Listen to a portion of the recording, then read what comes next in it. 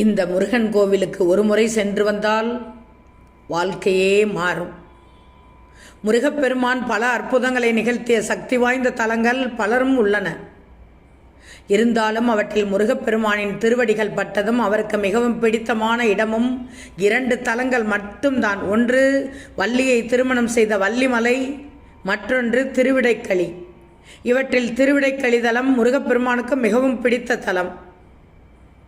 முருகப்பெருமான் திருச்செந்தூரில் சூரபத்மனை சம்ஹாரம் செய்த பிறகு சூரபத்மனின் மகனான ரணியாசுரன் பெரிய சுறா மீனாக மாறி பூம்புகார் கீழ் சமுத்திரம் பகுதியில் வாழ்ந்த மக்களை பெரிதும் துன்புறுத்தி வந்தான்.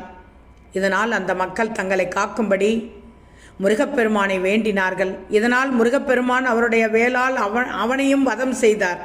ஆனால் மிகப்பெரிய சிவபக்தனான ரணியாசுரனை கொன்றதால் முருகப்பெருமானுக்கு மிகப்பெரிய தோஷமும் பாவமும்